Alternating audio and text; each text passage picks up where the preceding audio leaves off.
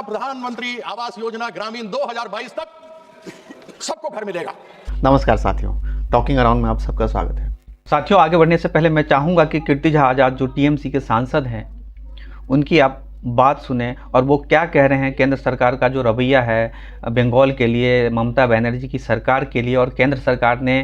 क्या क्या रोक रखा है बंगाल के लिए जो बजट में चीज़ें होती हैं उनको। तो पहले आप ये सुनिए कीर्ति झा आज़ाद क्या कह रहे हैं, उसके बाद आगे बंगाल के चुनाव के बारे में चर्चा करेंगे। प्रधानमंत्री आवास योजना ग्रामीण 2022 तक सबको घर मिलेगा। अब 2047 तक चला गया। मुझे मालूम नहीं भैया 2047 में से हम लोगों में से कितना जिंदा रहेंगे, मुझे अपने बारे में तो मालूम नहीं, बाकियों के बारे में नहीं कह सकता हूं, लेकिन तब कौन देखेगा मिले कि नहीं मिले। आपने यानी इस बंगला विरोधी सरकार ने 2022 से लेकर 2026 तक, जो अब तक की बात मैं करता हूं, केंद्र सरकार ने 24,000 करोड़ प्रधानमंत्री आवास योजना ग्रामीण के अंतर्गत देना था, नहीं दिया। 32 लाख लोग उससे वंचित हो गए। यानी कि 2022 में जो छत मिलना था, जो 2047 तक चले गए, वह नहीं मिला हमें। उसकी यूटिलाइजेशन सर्टिफिकेट तब तक 2022 तक की दी गई है, लिस्ट दे दिया गया, आपत्ति उठाई, आपत्ति के बाद जवाब दे दिए गए, लेकिन 24,000 करोड़ रुपया नहीं दिया। हमारी नेत्री ममता बंदोपाध्याय ने कहा कि हम बंगाल के किसी भी व्यक्ति को, बंगाल में सब जगह के लोग आते हैं, बाहर से भी हैं, केवल बंगाल के नहीं रहते, हिंदी भाषा भाषी बोलने वाले भी हैं,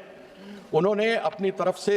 वहां पर 24,000 करोड़ रुपया केंद्र सरकार को देना था, लेकिन पश्चिम बंगाल सरकार, ममता बंदोपाध्याय की सरकार ने बंगलारबाड़ी में 38,400 करोड़ रुपया दिया।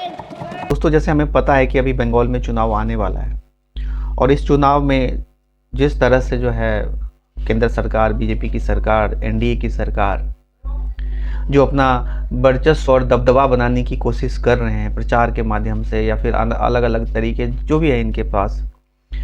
उनके माध्यम से जो बंगाल में चाह रहे हैं कि अपनी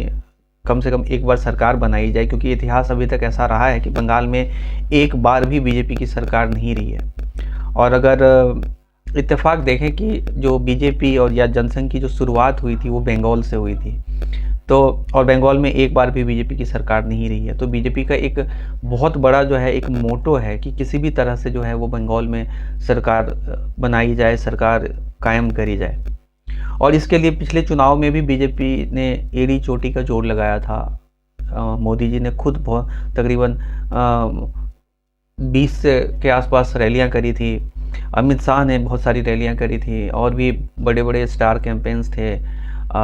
खुद आदित्यनाथ योगी ने कैंपेन करी थी, लेकिन बावजूद इसके जो है वो पिछले चुनाव में हार का सामना करना पड़ा था। तो अब जब चुनाव सर पे है दोबारा से, तो इस बार बीजेपी चाह रही कि कोई कसर न छोड़े, और इसी क्रम में प्रधानमंत्री जी आजकल वहाँ चुनाव प्रचार में लगे हुए। और दोस्तों, आपसे कुछ बातें शेयर करना चाहता हूँ इस चुनाव को लेकर के कि किस तरह का चुनाव होने वाला है और इससे पहले किस तरह का जो समीकरण बनाया गया था चुनाव को लेकर के। दोस्तों, इसमें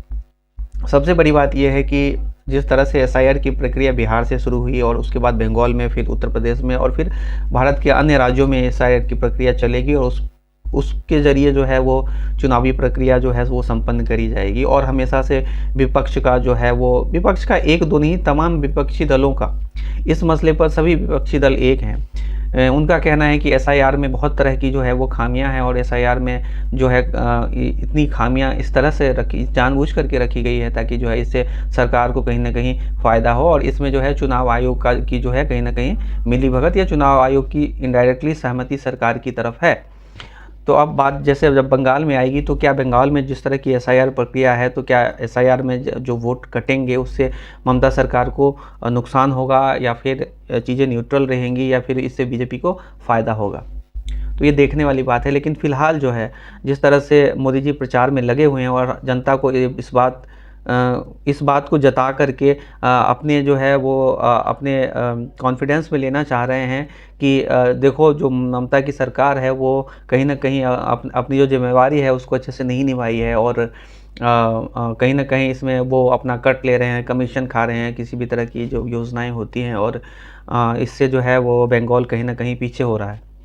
तो दोस्तों ये तो एक पक्ष हुआ बीजेपी की तरफ से। लेकिन अगर दूसरी तरफ देखा जाए तो जिस तरह से कीर्ति आज़ाद ने संसद में बोला था कि अभी हाल ही का बयान है कि अगर केंद्र सरकार बंगाल को इतना ही फेवर करती है तो जिस तरह से मनरेगा की जो योजनाएं होती है और उस योजना के तहत जो केंद्र सरकार राज्यों को पैसा देती है वो पैसा बंगाल को नहीं दिया गया था। दूसरी तरफ जब प्रधानमंत्री आवास योजना की बात होती है तो इसमें भी तकरीबन 34,000 करोड़ रुपए जो बंगाल को मिलना था वो केंद्र सरकार ने होल्ड कर लिया, केंद्र सरकार ने दिया ही नहीं। तो दोस्तों ये अपने आप में एक बहुत बड़ी द्वंद्व की बात है कि एक तरफ जब मोदी जी जाकर के बंगाल में कहते हैं कि हम तुम्हारी जो बीजेपी जो है वो तुम्हारे हितों की रक्षा करेगी, तुम्हारा जो है तुम लोगों का जो ख्याल करेगी और उसके बाद बंगाल का जो है वो कलेक्टिव जो है वो डेवलपमेंट होगा, जब ये बात करती है और दूसरी तरफ ये देखा जाता है कि जो बंगाल को है वो उनके जो हक की जो बात है, उनके जो हक के जो पैसे हैं वो केंद्र सरकार ने रिलीज़ नहीं करा, तो कहीं ना कहीं अपने आप में मोदी जी की इस बात को खंडित करती है, बीजेपी की इस बात को खंडित करती है कि क्या वाकई में केंद्र सरकार जो है बंगाली और बंगाल में जो लोग रहते हैं उनकी भलाई के लिए सोच रही है, क्या उनके हितों की रक्षा करेगी, या फिर जिस तरह से बिहार में 10-10 हज़ार रुपये बांट करके जो है वो चुनाव को कहीं ना कहीं प्रभावित किया गया था, क्या इसमें भी वही चीज़ें होंगी। तो कुल मिलाकर अगर देखा जाए तो जिस तरह से बीजेपी की छवि रही है, जिस तरह से बीजेपी का जो ट्रैक रिकॉर्ड या ट्रेंड रहा है कि जिस राज्य में इनकी सरकार बनती है वहाँ की जो क्षेत्रीय पार्टी होती है उसको ऑलमोस्ट ख़त्म कर देती है, तो अगर बंगाल में बीजेपी की सरकार खमाव बन जाती है तो जो है क्या ममता की जो पार्टी है, जो तृणमूल कांग्रेस है, क्या वो वहाँ पर सर्वाइव कर पाएगी, और दूसरी तरफ क्या बंगाली लोग उसी तरह से ममता का समर्थन करेंगे और एक बार फिर से जो है वो ममता को अपने लीडर के तौर पे टीएमसी को जिताएंगे। ये बहुत बड़ी बात है। अब ये इसका उत्तर तो आने वाला समय बताएगा, लेकिन ये बात तय है कि बंगाल में उतना आसान नहीं होगा बीजेपी के लिए वहाँ पर फतह करना, और चुनावी प्रक्रिया है, तमाम चीज़ें हैं, लेकिन मैं बंगाल की जनता से अपील करना चाहूँगा कि इन तमाम जो लुभावने वायदे हैं इस पे मत जाएं। जो सरकार आपसे वायदे कर रही है उनका जो ट्रैक रिकॉर्ड देखो कि उन्होंने अपने अलग अलग उन राज्यों में, जिन राज्यों में उनकी सरकार है वहाँ जो वायदे कर रहे हैं क्या उन वायदों को पूरा किया गया है, क्या एक मॉडल जो यूपी का मॉडल जो है बुलडोज़र मॉडल, उससे कितने राज्यों में सरकार बना पाएगी ये, और क्या ये मॉडल जो है वो सही है, क्या सरकार को कानून व्यवस्था को अपने हाथ में लेना चाहिए, और अगर सरकार लेती है तो फिर अदालत की ज़रूरत क्या है। तो ये सब तमाम ऐसी चीज़ें हैं जिसमें मैं समझता हूँ पब्लिक को सोचना चाहिए, और आप जब वोट डालने जाते हो तो आप इस बात का ज़रूर ख्याल करें कि जो लोग हमसे वायदे कर रहे हैं उन लोगों ने जो पिछले राज्यों में पिछली बार लोगों से जो वायदे करे हैं क्या वहाँ पर इन्होंने पूरा किया है। तो ये बहुत बड़ी बात है। आप लोग अगर जानना चाहो तो आप दिल्ली का चुनाव देख सकते हो, आप हरियाणा का चुनाव देख सकते हो, आप बिहार के चुनाव देख सकते हो, आप बहुत सारे ऐसे चुनाव हैं महाराष्ट्र में देख सकते हो कि किस तरह से जो है वो जितने सारे वायदे किए गए थे क्या पूरे हुए हैं।